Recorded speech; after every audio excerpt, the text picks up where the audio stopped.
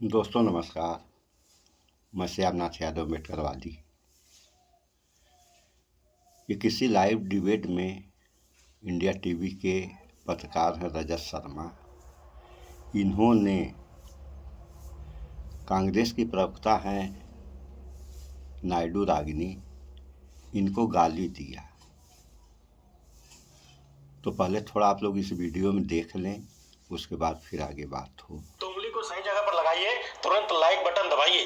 पहली बार देख रहे हैं तो सब्सक्राइब कर लीजिए, इससे आपका ये चैनल मजबूत होता है। और गोदी मीडिया तो आप देख ही रहे हैं, लगातार कांग्रेस के नेताओं के बारे में अनाप शनाप बोलती है, देश की जनता को गाली देती है, किसानों को गाली देती है। तो पहले रागिनी नायक को सुनिए, वीडियो को लाइक कर दीजिए।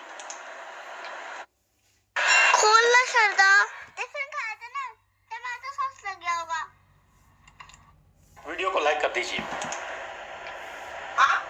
आज की बहुत ही महत्वपूर्ण प्रेस वार्ता में सभी मीडिया बंधुओं का मैं स्वागत करती हूँ, अभिनंदन करती हूँ और इस्तकबाल करती हूँ। और अपनी बात ये कहकर शुरू करना चाहती हूँ कि हर आदमी में होते हैं 10-20 आदमी जिसको आज की एक बहुत ही महत्वपूर्ण प्रेस वार्ता में सभी मीडिया बंधुओं का मैं स्वागत करती हूँ, अभिनंदन करती हूँ और इस्तकबाल करती हूँ। और अपनी बात ये कहकर शुरू करना चाहती हूँ कि हर आदमी में होते हैं 10-20 आदमी जिसको भी देखना कई बार देखना। ये लोकसभा चुनाव इस दृष्टि से बहुत ही विलक्षण रहा है कि मोदी जी के साथ साथ भाजपा और आरएसएस की विषाक्त विचारधारा से जुड़े कई और व्यवसायों में काम करने वाले लोग, कई पत्रकार भी उसमें बेनकाब हुए हैं। मुझे लगता है कि आज की प्रेस वार्ता इसलिए भी महत्वपूर्ण है क्योंकि एक पत्रकार की बेटी होने के नाते बचपन से मैं ये सुनती आई हूं कि खींचो न कमानों को न तलवार निकालो, अगर तोप मुखातिब हो तो अखबार निकालो। तो चौथे स्तंभ, जो लोकतंत्र का चौथा स्तंभ है, उसकी निष्पक्षता और निर्भीकता पूरे लोकतंत्र के लिए कितनी महत्वपूर्ण है, ये बचपन से मुझे सिखाया गया। मैंने कई बार टीवी के डिबेट में भी ये कहा कि एक पत्रकार की कलम अगर झुकती है तो सिर्फ लिखने के लिए झुकनी चाहिए, ऐसा मेरे पिताजी हमेशा कहते थे। अब सवाल ये उठता है कि एक बहुत ही सभ्य, मर्यादित, संयमित दिखने वाले वरिष्ठ पत्रकार पत्रकारिता को कितने निचले स्तर तक ले जा सकते हैं, ये कल से वायरल हो रहे एक वीडियो ने दिखा दिया है। मैं तो रजत शर्मा जी से सीधे सीधे आज पूछना चाहती हूं कि जो अपशब्द रजत शर्मा जी ने कहे हैं, वो क्या उनकी आदत है, उनकी फितरत है, कांग्रेस और विपक्ष से उनकी नफरत है, या मोदी जी का चरण वंदन है? और मुझे लगता है कि कल से भारत के सोशल मीडिया प्लेटफॉर्म्स पर लाखों लोग जो अपनी राय, अपनी प्रतिक्रिया एक अभद्र टिप्पणी के ऊपर दे रहे हैं, उन सब के सामने सार्वजनिक रूप से एक स्पष्टीकरण या बयान जरूर आना चाहिए था। मैं थोड़ी सी क्रोनोलॉजी बताना चाहती हूं कि असल में हुआ क्या। पहले हम लोग सोच रहे थे कि वो दोनों वीडियो यहां पर दिखाएं, पर वो आपको मेरी टाइमलाइन पर जरूर मिलेंगे। ये वाकया है 4 जून का, जिस दिन नतीजे लोकसभा चुनाव के सामने आ रहे थे और मैं यहीं एआईसीसी के प्रांगण में बैठकर इंडिया टीवी पर बहस कर रही थी। अब होता ऐसा है कि अगर एंकर और प्रवक्ता साथ में बोल रहे हो, कांग्रेस की बढ़ती हुई टैली को देखकर गर्मजोशी का माहौल हो, शोर शराबा हो और टीवी स्क्रीन सामने ना हो, तो अक्सर बुदबुदाकर या धीरे से अगर कोई बात कही जाती है तो वो सुनाई नहीं दे पाती। उस दिन मैं नहीं सुन पाई, मेरे सामने टीवी स्क्रीन भी नहीं थी। फिर ये वीडियो अचानक से वायरल होना शुरू हुआ। कल मेरे और पवन खेड़ा जी के संज्ञान में हमारे कुछ कांग्रेस के कार्यकर्ताओं ने भी, और ट्विटर यानी कि एक्स, पहले ट्विटर कहा जाता था, उस प्लेटफॉर्म पर भी हमें कई लोगों ने ये वीडियो भेजा। और मैं सच कहती हूँ, पहले तो यकीन नहीं हुआ कि रजत शर्मा जैसे व्यक्ति सार्वजनिक तौर पर एक लाइव डिबेट में इतनी भद्दी गाली का प्रयोग कर सकते हैं। और चूंकि जो वीडियो हमें भेजा गया उसमें नीचे वो गाली लिखी हुई भी थी, तो मन नहीं माना कि ऐसा हो सकता है। हम इंडिया टीवी के प्लेटफॉर्म पर गए, उस फुटेज को निकाला, उस फुटेज की उस क्लिप को निकाला जिसमें ये वाकया घटित हो रहा है। और वहां पर भी, जिसे अंग्रेजी में एक एक्सप्रेशन कहा जाता है, अंडर द ब्रेथ, बुदबुदा कर, धीरे से, केवल इस बात पर कि मैं उन्हें टोक रही हूं कि कांग्रेस पर आज भी लगातार प्रहार मत कीजिए। शायद मोदी जी की घटती हुई संख्या और कांग्रेस की बढ़ती हुई संख्या को देखकर झुंझला इतना गए कि उन्होंने वो गाली दी। और अब मैं एक नारी के तौर पर भी, एक भारतीय महिला के तौर पर मैं ये जानना चाहती हूँ रजत शर्मा जी से कि ये बात सिर्फ एक रागिनी नायक की नहीं है। मैं 10 साल से ईमानदारी से अपनी पार्टी का पक्ष टीवी पर रख रही हूं। आप पत्रकार होते हुए भी भाजपा का पक्ष रख रहे हैं। मोदी जी के साथ जो आपका इंटरव्यू हुआ वो सबने देखा, किस तरीके की बातचीत उसमें हुई, सबने देखा। मेरे माँ बाप, मेरे बूढ़े सास ससुर, मेरे बच्चे,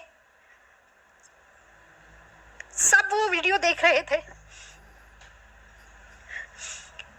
कांग्रेस के लाखों करोड़ों लोग, इस देश की जनता वो वीडियो देख रही थी। आपने मुझे गाली दी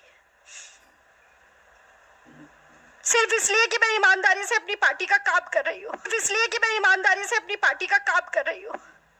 और सिर्फ गाली नहीं दी, उसके बाद सुबह आपने मुझे धमकाना शुरू किया। आपने कहना शुरू किया कि अगर प्रेस कॉन्फ्रेंस किया जाएगा तो डेफेमेशन का केस करेंगे। मतलब आप चोरी करें, उसके बाद आप सीना चोरी करें। आपको लगता है कि धमकाने से हम डर जाएंगे? और ये आंसू सिर्फ इसलिए नहीं है कि मेरा अपमान हुआ है, ये आंसू इसलिए है कि आप सोचते हैं कि सत्ता का घमंड इतना है, अहंकार इतना है। आपको लगता है कि आप कुछ भी करेंगे और बच के निकल जाएंगे क्योंकि मोदी जी का हाथ आपके ऊपर है। आप गाली दें, उसके बाद आप कहें कि आप ही डेफेमेशन का केस करेंगे और कांग्रेस पार्टी पीछे हट जाएगी। मैं याद दिलाना चाहती हूं आपको रजत शर्मा जी, महात्मा गांधी ने इस देश में सबसे पहले अभय का पाठ पढ़ाया था।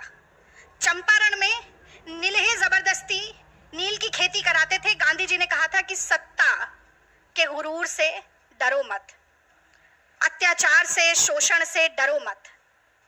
कितनी भी ताकत हो सरकार के पास, डरो मत। और मुझे लगता है कि वही आज राहुल गांधी भी चरितार्थ कर रहे हैं जब वो ये नारा देते हैं, डरो मत। तो देखिए, हम डरे नहीं, आपकी गीदड़ भभकियों से नहीं डरे। सबसे पहले तो मुझे लगता है कि आपको बताना चाहिए था कि अगर आपने गाली नहीं दी तो आपने कहा क्या है, कौन से शब्दों का इस्तेमाल किया है। वो आपने नहीं किया क्योंकि न सिर्फ आपका मुखौटा हटा है, बल्कि आपके मन में कितना मैल है, कितना जहर है, कितना गुस्सा, कितना क्रोध, कितनी घृणा है, वो सब आज कहीं ना कहीं बाहर आया है। तो आज विलंब हुआ, हमने सुबह 12 बजे प्रेस वार्ता रखी थी। उसके बाद ये क्रिमिनल कंप्लेंट हमने लॉन्च की है, ये आपसे हम शेयर करेंगे। 2 sections, section 294 and section 509 of the IPC.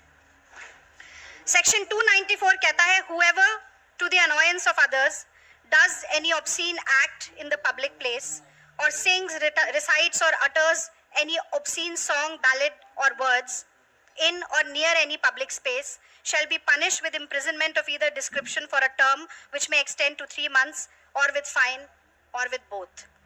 और दूसरा section 509, outraging modesty of a woman.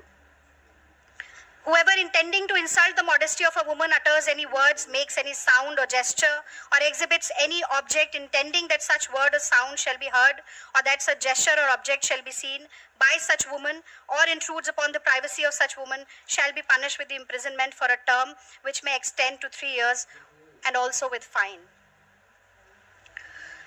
तो आपकी धमकियों और गीदड़ भभकियों से आपने चुप कराने की कोशिश की, खामोश कराने की कोशिश की।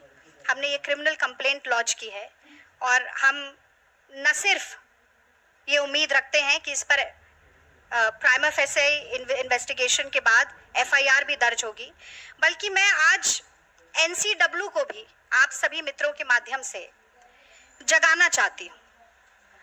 ये सुओ मोटो कॉग्निजेंस एनसीडब्ल्यू कब लेना सीखेगी? नेशनल कमीशन ऑफ वुमेन को कठपुतली की तरह नचाना मोदी सरकार कब बंद करेगी? हमने पहलवान बेटियों की पीड़ा देखी, उनके छाती पर लातें मारी गई, उनको अपने मेडल सड़क पर छोड़ने पड़े, हर तरह का दुर्व्यवहार हुआ। तो मोदी जी से बहुत ज्यादा अपेक्षा नहीं है, पर एक बार फिर आज गेंद उनके पाले में भी है कि कहीं ना कहीं नारी शक्ति की बात करना, नारी वंदन की बात करना तमाम बड़े बड़े नारे देना नारियों से संबंधित, आज उन सभी का एक बड़ा फैसला, उनका सत्यापन करने का एक बड़ा फैसला वो ले सकते हैं। और मुझे लगता है कि आगे बढ़कर इस मसले पर बोलना चाहिए। और अंत में मैं ये बात जरूर कहना चाहती हूं कि हमने पिछले 10 साल में देखा, विपक्ष के प्रवक्ताओं की घेराबंदी होती थी, विपक्ष के प्रवक्ताओं को कम समय दिया जाता था टेलीविजन के डिबेट पर, विपक्ष के प्रवक्ताओं को बहुत सी बार म्यूट कर दिया जाता था, भाजपा के प्रवक्ताओं को कवर फायर मिलता था एंकर की तरफ से। लेकिन एक परिकल्पना में जो सबसे बड़ी अतिशोक्ति होती है ना, हम भी जब ये होता था तो हम बैठ के कहते थे कि भाई कुछ भी हो जाए, एक दिन ऐसा नहीं आएगा कि कभी माँ बहन की गाली देने की नौबत आन पड़े। और मुझे लगता है कि उस भयावह परिकल्पना को चरितार्थ करने का काम, उसको यथार्थ में बदलने का काम जो रजत शर्मा जी ने किया है, अगर नैतिकता का एक अंश भी उनके मन में होता तो ये मुझे डेफेमेशन की धमकी देने के बजाय सार्वजनिक प्लेटफॉर्म पर, अब वो बहुत सारे एंकर्स थे और भाजपा के ट्रोलर से और गाली दिलवा रहे हैं। आप जरा देखिएगा एक बार टाइमलाइन पे जाके, भद्दी से भद्दी गाली, खतरनाक से खतरनाक धमकी मुझे दी जा रही है। तो मुझे अपेक्षा ये थी कि वो आकर ये बात कहते, बताते, स्वीकारते और माफी मांग लेते, खत्म हो जाता कि मेरे मुंह से निकल गया, नहीं बोलना चाहिए था, या कम से कम ये बताते नहीं कहा तो क्या कहा। तो ये जो घमंड है, ये जो धृष्टता है, ये जो अहंकार है, ये जो अहम है कि अगर सत्ता का हाथ मेरे सर पे है, मेरी पीठ पर है, तो मैं कुछ भी कर गुजरूंगा और मेरा कोई कुछ नहीं बिगाड़ सकता, इस घमंड को तोड़ना जरूरी है। इसलिए हम ये लड़ाई लड़ रहे हैं। और मुझे तो बड़ा आश्चर्य होता है, विद्यार्थी परिषद से संबंध रखते हैं रजत शर्मा जी, मुझे लगता है इनके शायद ये प्रशिक्षण वहीं से शुरू हो गया था। और उसका वो एक अंग्रेजी में कहा जाता है, scratch on the surface and you will see the ugliness beneath. और वही कहीं देखने को मिला है, the perception, the pretence actually slipped. और अंदर के भीतर की कितनी कड़वी सच्चाई है वो एक बार एक झलक में निकल कर आ गई। तो एनसीडब्ल्यू इस बात का संज्ञान ले। प्रधानमंत्री नरेंद्र मोदी अगर इस देश की नारी शक्ति के प्रति लेश मात्र भी श्रद्धा रखते हैं, सम्मान रखते हैं मन में, तो इस बात का संज्ञान ले। और रजत शर्मा जी साफगोई के साथ आकर जो 2 सवाल मैंने पूछे कि आपने क्यों कहा, और अगर नहीं कहा तो क्या कहा, ये धमकियां देने के बजाय ये बात आकर बताएं, क्योंकि आपकी अदालत तो बहुत लंबे समय तक करते रहे, आज जनता की अदालत में वो खड़े हैं। और मुझे लगता है कि ये सिर्फ रागिनी नायक का अपमान नहीं है, ये पत्रकारिता पर एक बड़ा लांछन है। आज पत्रकार साथी अगर एकजुट होकर नहीं कहेंगे कि ये गलत है, नहीं होना चाहिए, तो आज एक रागिनी नायक के साथ हुआ है, कल किसी और के साथ होगा। किसी की भी माँ बहन बेटी के साथ अब गाली गलौज की नौबत आ जाएगी, लाइव डिबेट में, लाइव चैनल्स पर ऑन एयर गालियां बकी जाएंगी। और ये सिर्फ मेरी बात नहीं है, कहीं ना कहीं इस देश की सारी महिलाएं आज कह रही हैं, पत्रकार बंधुओं से कह रही हैं कि लाज राखो मेरे घूंघट पट की। और यही बात एक बहुत ही दुख भरे मन के साथ मैं आप लोगों से साझा करना चाहती थी इस प्रेस वार्ता के जरिए। यदि कोई भी सवाल आपके मन में है, आज इसी विषय पर बोलूंगी, तो जरूर मैं जवाब देना चाहती हूँ।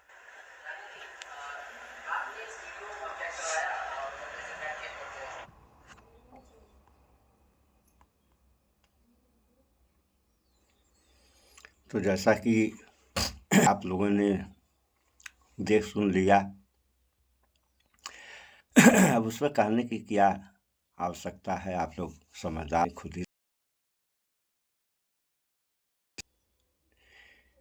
इस विश्व गुरु भारत तथा डिजिटल इंडिया में यह दोस्तों देश का इतिहास आप लोगों से हम बताएं। किसी समय इस देश में की चीज ही नहीं थी, उसी को कहने वाले कहते हैं सतयुग। वह सतयुग अवधि काल को ही जो व्यवस्था में तोड़ मरोड़ किए हैं, वही सतयुग रख दिए।